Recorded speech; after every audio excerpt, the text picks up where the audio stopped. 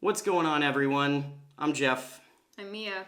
and today was supposed to be a beer review episode, but given the certain developments over the last few days, we had to change some things up a bit. So strap in, crack open a beer, get ready to have a serious conversation. Over the last few days, there have been some developments on Instagram. I'm going to go ahead and let Mia kind of give you the lowdown on what's been happening in case you aren't already aware. So, Instagram user Brienne Allen at Rat Magnet, she's been posting a lot of the feedback that she's gotten from a pretty simple question.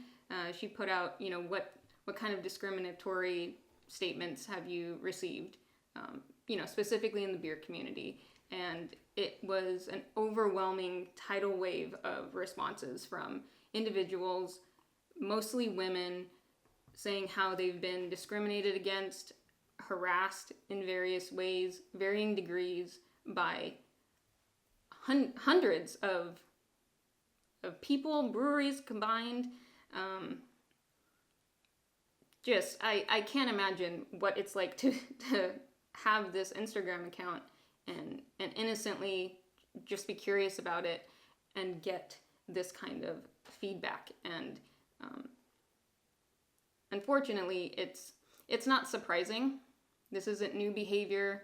This isn't something that just happened yesterday, that started yesterday. This is something that women have been enduring, navigating, suffering through for many, many decades, centuries. So we just thought it would be important to bring this to you guys and have a conversation about it. So that's what's been going on. And, if you want to see more of those posts, she has them, archived, so you can go check them out. If you haven't seen them yet, trigger warning to the nth degree. Like, it's a lot. Even for myself personally, I have to take it in small doses because it is a lot to read about, and it can be very emotionally overwhelming. So here at Let's Have Some Beer, our channel is mostly about educating fellow craft beer lovers, educating people that are new into the craft beer scene, and creating a community of people who all feel welcome from all walks of life. And so given these circumstances and what's been going on, it would be negligent of us to not address it here. And I know that a lot of people don't necessarily use the Instagram platform with craft beer, and there might even be some of you who have never been to our channel before, so this is a weird first impression probably experience, and I promise we're not always this serious, but this is something that I think we need to talk about. A lot of people since Rat Magnet started posting these accounts of sexism, racism, and just overall terrible misconduct, there's been a lot of people who are shocked. And as Mia said, this has been going on forever. And one of the most saddening parts is the level of shock. And that's what kind of moved me the most, is I was actually shocked. I was aware that there's bad things that go on in all job places, like that's kind of a normal thing, but to see the level of just pain and anger and trauma that so many people in the craft beer industry have been going through silently, it just hurts me, because one of the reasons why I'm in craft beer is it's something that makes me feel happy. And just to sit there and think that people are experiencing this, it's just terrible. If you do decide to go to Rat Magnet's page and read these stories, I suggest you read them in their entirety. There are a lot of people who have been commenting on these allegations, which, by the way, I do have to just clearly state right now, for legal reasons, everything that was posted on her page are allegations. They are witness accounts. They are not deemed fact.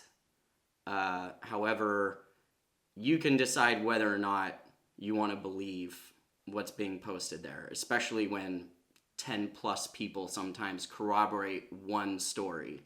That really comes down to you and what you want to believe. But the episode that we were supposed to air this week was a beer review of Alien Church from Tired Hands Brewing. I had just started editing that episode when I clicked on a link from one of the stories on my page. And it took me to Rat Magnet's page, and I started reading some of these accounts. And I had noticed, after being sucked into the void of this traumatic reality, that Tired Hands was one of the breweries that was not just mentioned once or twice, but mentioned several times over and over and over again. Some of the main allegations that have been presented against Jean Broilette and Julie Foster have been the toxic work environment. Many people have stated that Jean has a boys club atmosphere at the brewery where men basically run the place. There are accounts of him paying the men more than the women for doing the same amount of work. There are stories of him getting drunk during the day and berating the women that are working in the brewery. There are stories about him giving promotions to other people who have zero experience in the workplace over somebody who's been working there for a long time. There's also accusations of racist behavior, such as him not having any front of house employees that are black. It appears that the only place that his black employees belong is in the back in the kitchen. There's an accusation about him requiring one of his black employees to shave his dreadlocks off because it doesn't fit the team culture. His wife, Julie, has been deemed the shark.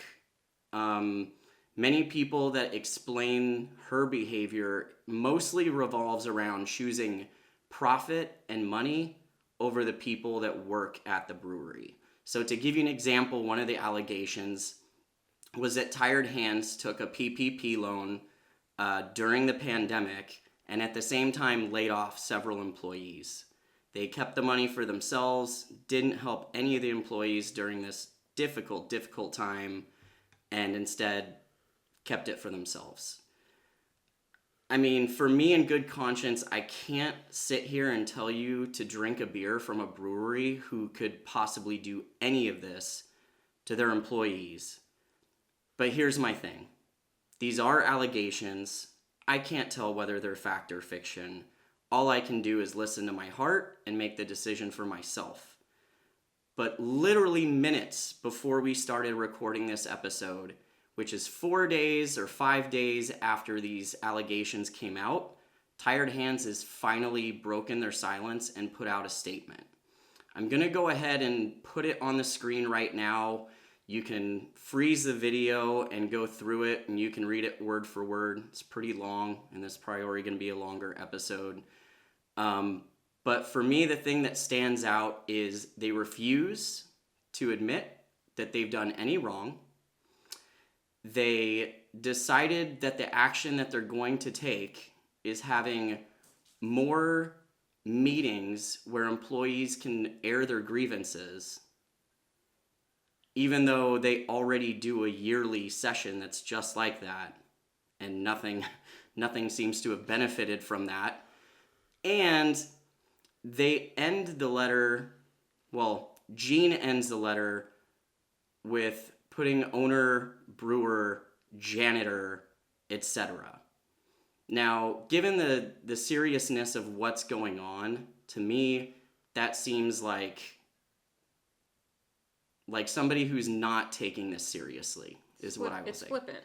Yeah, it's very flippant. To me, I mean, I feel anxiety just thinking about what I have to say right now and making sure that I don't say anything that will get me in trouble. To me, if you're going to put out a statement, especially 4 or 5 days after accusations come out, every word, every letter matters. And the comment section on that post where they released the statement, automatically blew up with people outraged with the response. And what their response was to that is to disable the comment section. To me, that tells me that the brewery is not taking anything seriously and they don't care to change at all. A recommendation that one of my friends made was to hire a third-party HR company to come in, run an investigation, and give the employees an opportunity to air grievances with somebody who isn't working for the business to determine the proper course of action. That seems like a pretty straightforward response. Seems like something that's kind of a no-brainer, but here we are. To top it off, I actually spoke to Brienne Allen right before recording this episode, and she informed me that today she's been on the phone with several brewery owners, several brewery employees, and news outlets, and some of those employees that reached out to her were employees from Tired Hands, and word is they told her that there are several employees that are planning to quit in the coming days. So if that doesn't tell you that this is true, again, it's your decision and you get to choose what side you're on in this situation. That's all I gotta say. So now that I've covered that part of it, let's go ahead and talk about the real important thing in all of this, which is what do we do with the information that we have? Now, something that you guys may not know about Mia here, she's a licensed marriage and family therapist. That's actually how we met. We went to school together. And she compiled a few tips on how you can show that you're an ally in this situation. So I'm going to go ahead and let Mia share those with you now. So, like Jeff said, there's a few things simple things that I think we can start from. Obviously, this is a good first, start of things. Is having conversations is really important. This is a conversation, but it's not the conversation. This shouldn't be a one and done kind of process. It's an ongoing evolution. So the first thing would be to educate yourself. If you don't know what you're standing up against, you're not going to stand up against it. And I think that's pretty straightforward. Doing self-reflection. That goes for men, and it also can go for women too, because there's some women who are not standing up for other women out here. So if you're that kind of woman, do self-reflection on you too. Think about, what your thoughts are on gender equality, what mistakes you've made in the past, what behaviors you want to change. What is it going to look like for you when you go to work, when you are just out in the community and you see something? Do you want to be the kind of person who doesn't speak up, who doesn't advocate for people? And that's another step that you can take, is to advocate for women, advocate for equality, advocate for people of color. At work, give them credit where it's due. Women want to be equal with everyone else. We're not trying to take over, which I think is where lots of people get feminism wrong. And they think that if you're a feminist, you're a man-hater. And that's not what it is. That's an ignorant definition of what that is. And you should probably educate yourself on feminism too. So after you speak up, I think the most important part here is to listen and to support people who have stories to tell, who have experiences that they've gone through. And it's not listening to find solutions right away. That's not what this is. They don't have anything to try to solve. It's not their problem of what's going on. They haven't done anything to warrant this kind of behavior. So trying to solve it in a way can be dismissive when you need to have, like I said, you need to have more than one conversation. And supporting might look like showing that you care and letting them be emotionally vulnerable to you, and creating that space so that they know that they aren't in this alone and they can come to you time and time again. And a lot of this can sound like work, But it doesn't really work if you're just being a human to someone.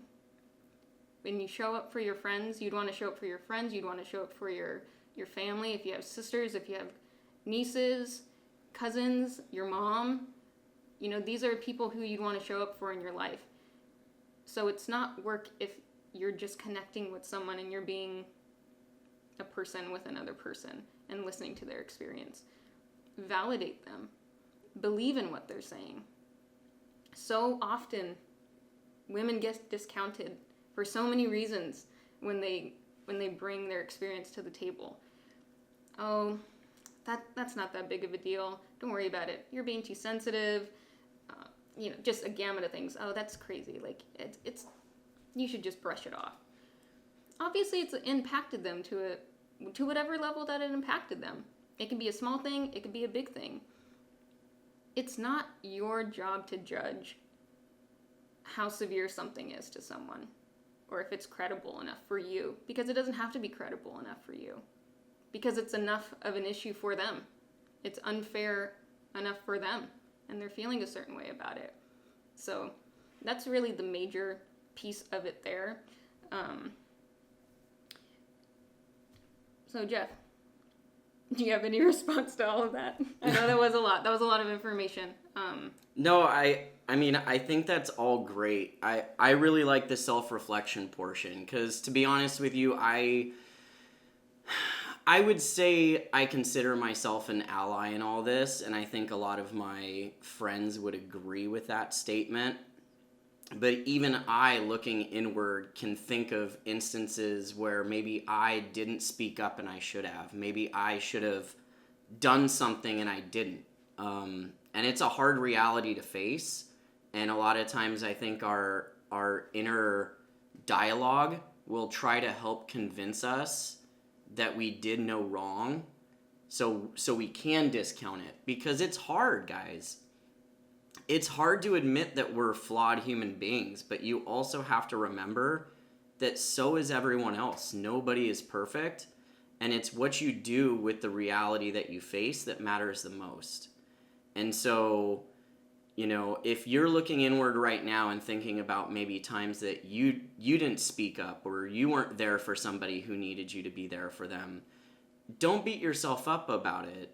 Maybe admit that you did wrong to yourself, and give yourself the opportunity and the hope that going forward, you have the ability to change, and you do, and that's the most important thing.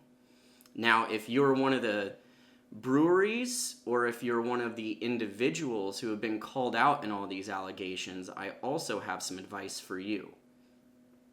I've been watching Instagram very closely over the last few days, and I'm sure by the time that this episode airs, there will be several new developments that will probably completely change the way that some of these breweries do business, completely change the way that some individuals are living their life. But if you see this, and you're one of the people who have allegations against them, and you're wondering what to do going forward, I want to help you. So first and foremost, what not to do. Don't deny somebody else's experience. Do not discount them. Do not try to prove your innocence. Nobody is going to care, and it's only going to make you look worse. At the end of the day, you clearly offended somebody. Simply understand that you offended somebody and apologize. And not just apologize to save face. Apologize the way you would if you offended somebody that you truly loved. When you're able to admit your fault, it releases that burden that you have on yourself. People will get a chance to see your humanity, and the forgiveness can begin. But before forgiveness can begin, you also have to determine what needs to be done to rectify the situation. So, Tired Hands, for example, their action was to do more of something that they've been doing in the past that clearly does not work. So I would say don't do that. If you're not sure what to do, have conversations with people. Don't have conversations with the people that accused you and ask them how to make it better. Have conversations with people that you trust, who you know are allies in the situation. Not everyone wants to hate you, believe it or not. They want to help you. Next, I would also read the room. If the allegations against you occurred several years ago, and the seriousness of the allegations are not damning enough to put you in jail, perhaps extend an olive branch to the people you offended and see if they're willing to listen to you and have a dialogue with you.